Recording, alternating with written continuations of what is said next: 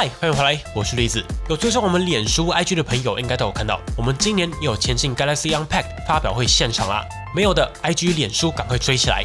所以我们这期节目主要会分为2个大重点。第一，就是韩国发表会现场才看得到的产品细节，像是我们也直接把 Fold 5 Type S 轴拆开，拍产品的内部细节，一次解答均热版到底有多大，全新的铰链设计，屏幕下指纹辨识怎么做等细节。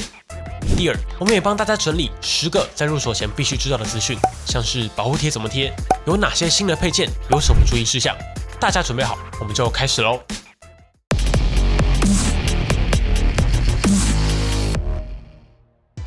这次我们也前往了韩国发表会的现场，也拍到了许多现场才看得到的第一手细节，并且三星很有诚意啊，直接在现场就把 Z Fold 5和 Type S 手系列的平板全部拆开，让我们直接一窥内部。那我们就先来看 Z Fold 5的内部细节吧。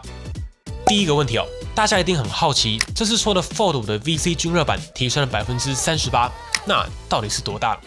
直接来看，大家从画面上可以看到，左边的是上一代的 Fold 4，而右边的是 Fold 5。可以看到 VC 从过往就集中在 SOC 的位置，这次向上延伸到前镜头以及左右都长胖一圈，实际面积大上了快要40%，非常可观啊！面积大代表在导热效率上肯定也会来得更好，并且大家可以注意看，上一代是相对平整的金属散热片，而在 Fold 5上面可以看到三星加上了更多铜柱和导流的设计，渴望让循环效率提升。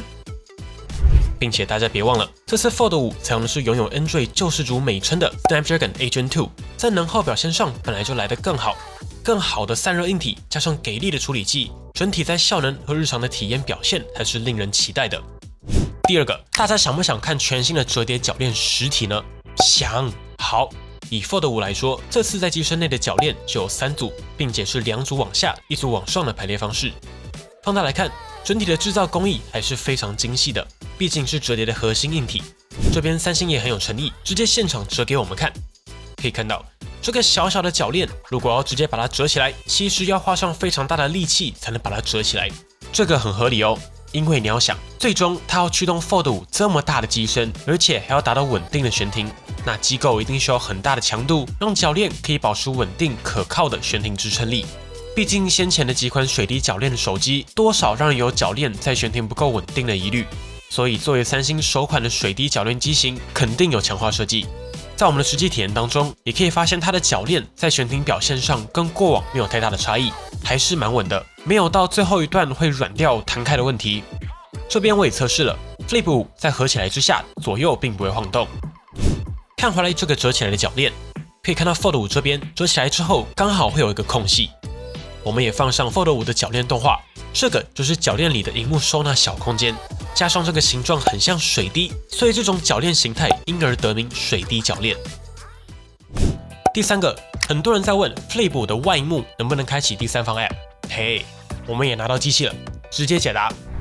答案是可以的。除了系统内建原本就可以开启的 YouTube、Line 等等，大家拿到之后，只要透过 Galaxy Store 下载 Good Luck， 接着下载 Multistar。开启 Foldable 专区就可以轻松找到这个设定界面，勾选你想要在外萤幕使用的 App，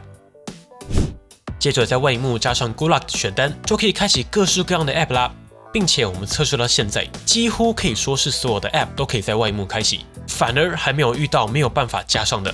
而大部分的 App 也都有自适应调节的功能，所以像是外面看 Line、Line Pay、Facebook、X， 甚至传说对决、原神启动都不是梦啊。不过我这边还是要说一下，外萤幕最大的功能，我觉得就是4个字：快速操作。所以三星更希望是透过这些小工具，帮你快速完成日常功能，而不是直接让小萤幕跟内页的系统一样，毕竟这样效率反而会更低。如果你想要进阶操作，在内页萤幕绝对是更舒服的选择。而 Good Luck 的定位大概就是三星觉得，只要你想要，嘿，我也是会满足你，不会让你失望的存在。还有一个小彩蛋，就是你可以透过 Good Luck 开启封面萤幕小游戏的功能。三星有做一些小游戏，可以让你在外萤幕无聊的时候游玩。第4个问题，我们不是说这个缺角会出现 Android 操作键吗？那网友就问了，能不能用全萤幕手势？当然可以，手势会直接跟着系统走，而开启全萤幕手势后，封面萤幕也会直接变成全萤幕，没有按钮。那加码一个问题，外萤幕能不能用第三方输入法？答案是目前不行，只能用三星键盘。我猜是因为萤幕尺寸小，官方客制化的键盘才能比较正常的发挥功能。第5个问题，我想要分享折叠周边的相关重点，这很重要，入手后一定要注意。第一，折叠内页萤幕在你购买的时候，官方就会帮你贴好一张品质很好的保护贴，无论是 Fold 或是 Flip， 我强烈建议大家不要把它撕下来，如果有刮伤或是旧了，或是用久了粘性降低，它中间就会浮起来产生气泡。请跟着我念一次，一定要回官方更换。一看到浮起来就要赶快换，要不然久了你的折叠萤幕就会慢慢被吸起来，就容易产生问题。而且换一次也不贵，我记得没错的话，1年保固内是2次免费更换，所以你可以半年就换一次，快到期前再去换一张，就算过期了价格也 OK， 一张只要500，比外面很多更便宜。官方这个膜是机器贴合的，所以贴起来的效果很好，加上是特别研发给折叠用的保护贴，背胶非常贴合，且紧且厚，一般市面上的保护贴很难达到这么平整的效果。第2个注意事项，转轴的部分建议不要包膜贴保护贴，原因是转轴内部有防尘胶条的设计，久了会把胶条顶坏，然后就没有办法完全展开了。简单的解决方案是，如果真的很在意，选择这种有保护侧边的保护壳就 OK 了。另外跟大家分享一下 ，Flip 这次官方有推出这个主题式感应保护壳，不确定台湾之后会不会引进，但概念很简单，这个透明保护壳是共用的，里面可以放这个薄薄的官方背板，装上后系统就会自动感应辨识，像是我现在放的这个是薯条主题，那封面荧幕上就会自动变成薯条主题。而如果我换成了钢铁人，马上打开就变成钢铁人了。然后三星其实有合作超多 IP， 像是迪士尼系列、漫威，各种原创角色也都有。这次来韩国没有看到上百款的话，最少有数十种选择，并且壳可以共用，只要换背板就会自动对应下载主题。一来是环保，二来是这些联名 IP 都是正版，而且是有动态设计的，所以也可以让正面的整块萤幕直接对应保护壳的设计风格。第6，我们接着来看平板好吗？大家想不想把 Tab S9 也拆开呢？想，来满足大家的愿望吧。第一个，我想带大家看很多人好奇的 VC 均热版。Tab S9 系列是首款用上 VC 均热版的 Tab。如果从荧幕正面看的话 ，VC 会在右上区块的位置。我也把整块主板放在旁边，可以看到这块银色的就是 SOC 的位置。然后我们翻过来看。对应 VC 位置的地方，三星也有再加上导热贴片，让热导到 VC 的效率更高。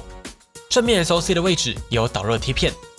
而在机身这边，这块同色的金属就是 VC 均热板，所以散热的逻辑很简单。SOC 的热一来可以透过整块大面积的萤幕散热，二来透过底部的 VC 也可以把热导到后面的金属机身，让整个平板双面都可以帮助快速散热，并且依旧是用上了能耗更好的 A Gen 2嘛，所以今年 Tab 的效能表现的确是令人期待。就算效能保守，我猜这台机器的机身温度也会刷新历史新低。哦，对了，今年的 Tab S9 系列是真的超薄，所以你们看到这个电池也是薄到非常夸张，但依旧是塞进了8400毫安时、10900毫安时和11200毫安时的超大容量。第7，很多人在问指纹辨识的问题，我们把画面往下移，这边就可以看到荧幕下指纹辨识的短焦模组，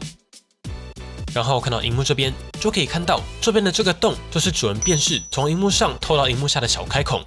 此外，今年3台 Tab S9 都是采用荧幕下指纹辨识的模组，并没有在入门款 Cost Down， 都是荧幕下。第8，平板不是有加上 Vision Booster 吗？到底差在哪里？Vision Booster 我们先前就有说过了，它是一套影像显示演算法。过往 OLED 在高亮度的画面下会有对比没那么明显，肉眼下色彩不饱和的问题，而 Vision Booster 就是为了改善画面清晰度存在的一套演算法。可以看到画面上，我们左边打一盏超亮的灯，让荧幕都激发到最大亮度，接着让2台平板都显示同样的画面。放大可以明显看到左边的 Tab S8 Ultra 在暗部的细节差不多，但压得比较死。而 Tab S9 Ultra 这边则是透过 Vision Booster 调整画面对比和显色表现，像是前景这个顶楼细节以及后面这个蓝色建筑都有比较明显的差异，主要就是为了改善强光下的画面清晰度。第9，这边补充一下上集没有提到的 Tab S9 系列亮度，根据官方标示 Tab S9 全系列都可以达到420尼特的最大亮度，而 Tab S9 的峰值亮度达到750尼特， Tab S9 Plus 650尼特，而 Tab S9 Ultra 则是可以达到惊人的930尼特。14.6 寸可以达到930尼特，其实也蛮不得了了。而 Plus 版这边，我猜是因为机材相同，但尺寸比 S9 更大所造成的差异。第10，补充一些 Tab S9 的体验细节。首先，想要在水底下用 S Pen 笔记画画，真的不是梦啊！我们直接把平板泡进水里，接着拿出 S Pen 在水底下作画，也完全没问题。但请大家还是不要随便尝试啦，除非你想要来一场刺激的海底写生。对了，这次 Tab S9 也支援 GoodNotes、Clip Studio Paint 以及 LumaFusion 3套知名软体，其中 Clip Studio Paint 这次在 Tab S9 上也改成了更加符合平板的 UI 设计，不再是过往 PC 版本一堆按键的设计，整个整洁清爽许多了。接着，现场也有展示 Tab 的保护壳周边，像是这款 S Pen 书写笔记壳，我自己是蛮喜欢的。这个上盖是雾面透明的设计，所以其实也就是类纸膜的概念啦，在上面书写可以增加手感的触感。最重要的是，你不想笔记的时候，也可以直接翻开。这个设计真的很棒，因为你都已经花了好几万买了这么好的一块 OLED 显示器，结果还贴了类纸膜在上面，真的是会一秒毁了显示效果。而可以翻开的设计，也让这块好萤幕可以重见天日。另外，他们也有推出军规壳，如果是想要买来在特殊环境使用的朋友，也可以搭配。毕竟这次又有 IP68，整个使用情境又多了很多想象。不知不觉已经讲满10个了，那我再加码一个细节好了。三星不是一直都有强调他们使用的各种环保材料吗？像是比较通俗的回收金属、回收玻璃、回收纸、回收塑胶之外，他们还特别选择了海洋垃圾，像是回收渔网，然后运用在像是萤幕玻璃、机身金属中框、按键上等等等。这次他们也直接把机器拆开，在现场展示起所有的零件组分别用上了哪些环保材料。这边有一个小卡，总共5个颜色的点点，每一个点点就代表一种环保材料，像是蓝色就是回收 PA， 素材选用废弃渔网来制作。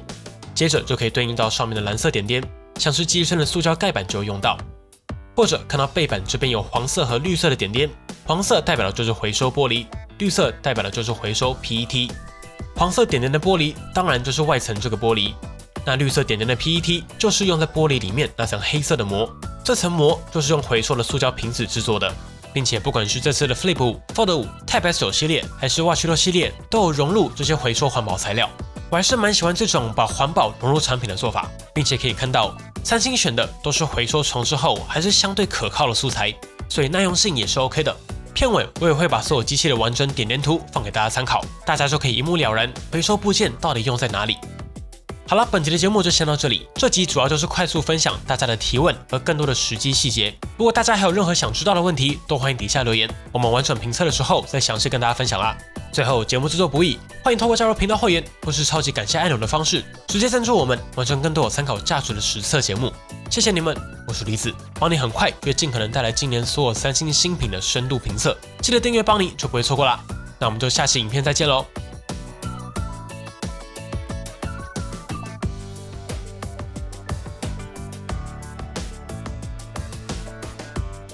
如果喜欢本期的节目，不要忘记订阅邦尼，并且打开小铃铛，及时收到我们最新的评测通知。当然，你也可以在 Facebook 邦尼 AI 小助理、Instagram 以及 Line@ 找到我们。如果还有其他问题，别忘了底下留言。那我们就下期影片再见喽。